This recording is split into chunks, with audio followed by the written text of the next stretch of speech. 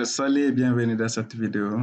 Aujourd'hui, je vous propose de découvrir comment imaginer la programmation orientée objet en JavaScript, bien sûr, avec les prototypes. Donc, pour vous rappeler un tout petit peu, la programmation orientée objet, c'est tout simplement un paradigme de programmation informatique qui consiste tout simplement à définir et à faire interagir les briques logicielles appelées les objets. Donc, un objet peut être une idée ou un concept. Même dans la vie réelle, ça peut être une voiture ou justement une personne ou un animal. Donc, si vous comprenez bien, c'est juste pour faire un lien entre l'imagination, le besoin réel, justement le code de notre programme. Donc, euh, pour faire justement cette manière pour utiliser cette manière de programmer et de manipuler justement les objets, nous avons regroupé justement les langages en deux. En fait, les langages orientés objets en deux. En fonction justement de la manière de définir et de faire interagir justement ces objets, les langages à classe et les langages à prototype. Les langages à classe, par exemple Java. En Java, pour faire justement, on fait la programmation orientée objet en définissant justement la structure des objets qu'on appelle les classes. C'est la même chose en PHP, Python, Ruby, etc. Et en JavaScript, c'est un petit peu différent. On a ce qu'on appelle prototype. On définit une fonction et on va modifier la valeur de la propriété prototype. Donc, qui va justement à son tour se retrouver dans tous les objets créés à partir de cette fonction. Donc, c'est vraiment un tout petit peu ça. On va voir en réalité, en pratique, comment justement imaginer cette manière de programmer justement en JavaScript.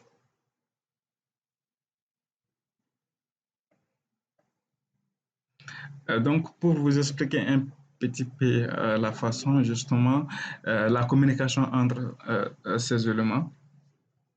En JavaScript, quand on crée une fonction, par exemple, quand on crée une fonction, automatiquement, le moteur de JavaScript crée dans cette fonction une propriété appelée prototype. C'est le nom justement de cette propriété, prototype. Ce prototype, c'est un objet.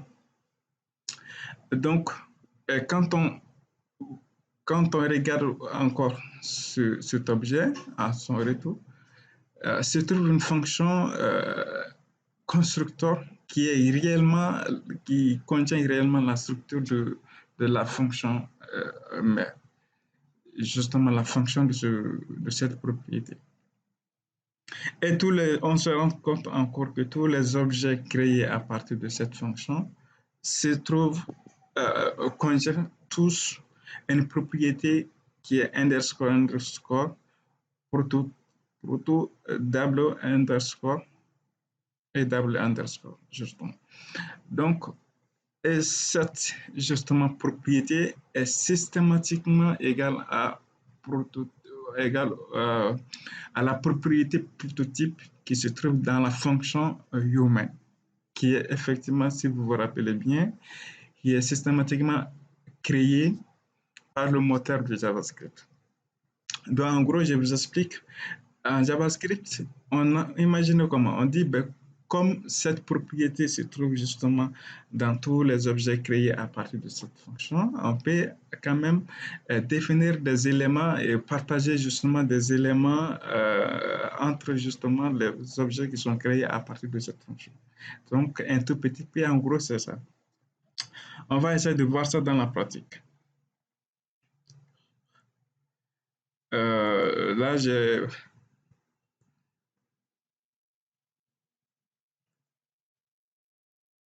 on va créer, on commence à fonction roman.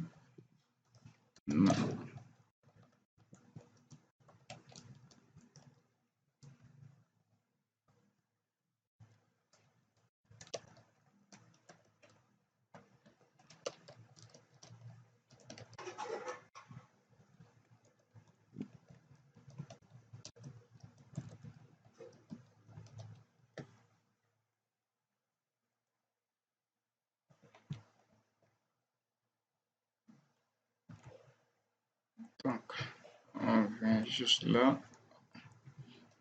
On va débloquer justement. Euh, on va voir si réellement notre fonction est là. Ok, c'est bien là. On va débloquer justement. On va voir est-ce que réellement notre propriété prototype a été définie par le moteur de JavaScript.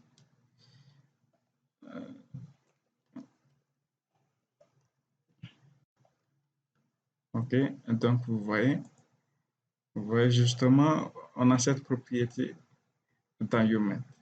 Donc, on a juste créé la fonction human et quand on a débugué la valeur de prototype, on a vu que c'est un objet justement qui a une fonction anonyme qui contient encore une propriété, une fonction constructeur qui est réellement la fonction human et encore une propriété proto.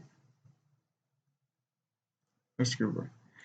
Et donc, on va créer un objet qui hérite justement de cette fonction.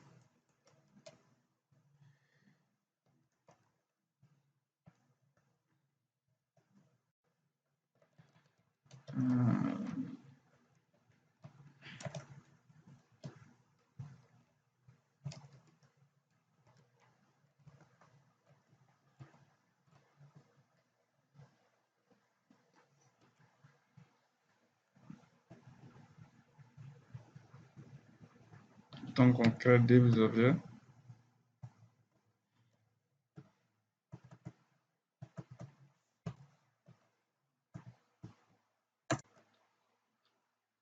Ok, très bien. Donc, on va débugger notre objet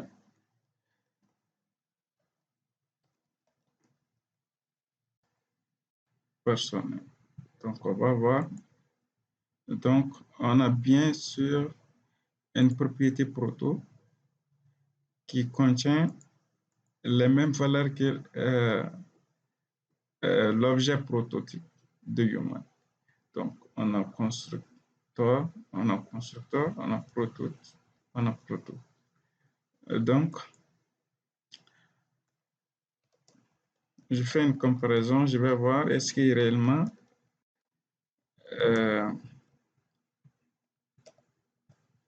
cette valeur de proto, est-ce que ça c'est identique à human.proto. Donc, vous voyez, j'obtiens vrai. Donc, et réellement, je me rassure que la propriété proto de personne 1 est identique à la propriété prototype de notre fonction mère qui est human. Donc, on va essayer de modifier cet objet.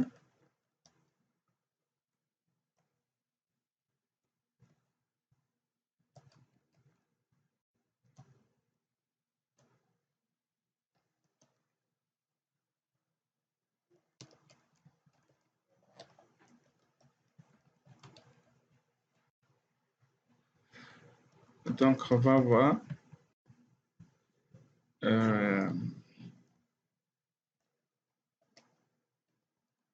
est-ce que cette valeur se trouve dans personne.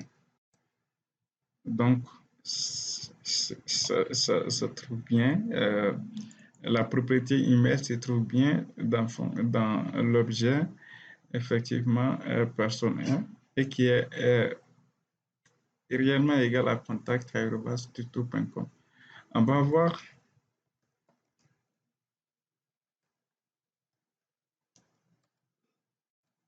Donc, ça existe bien aussi dans personne 2.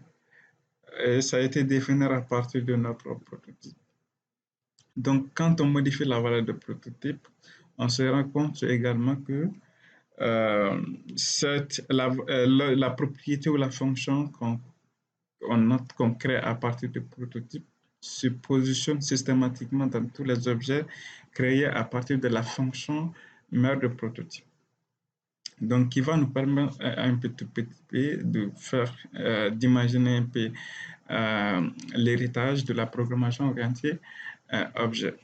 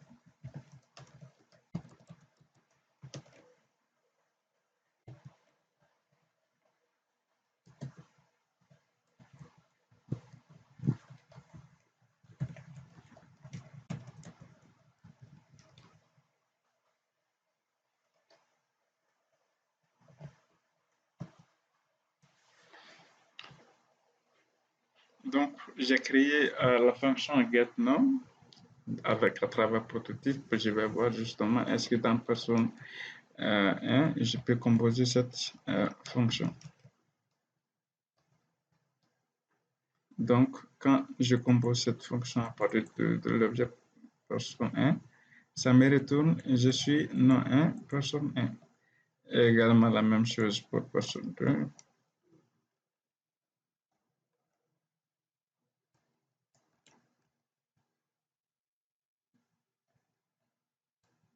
Donc, ça me dit je suis non 2, personne 2. Donc, vous pouvez justement imaginer l'héritage de la programmation orientée objet en JavaScript et vous pouvez vraiment manipuler cette propriété comme vous voulez. Alors, si cette vidéo vous a plu, n'hésitez pas de partager et de aimer. Pour les gens qui ne sont pas encore abonnés à ma page, je vous invite à vous abonner pour ne pas vraiment manquer de vidéos de formation. Euh, et si vous voulez, si vous avez également des sujets qui vous tiennent au cœur, je vous invite à poster un commentaire. Je ferai des vidéos là-dessus. Ok, je vous donne rendez-vous dans la prochaine vidéo. Allez, bye.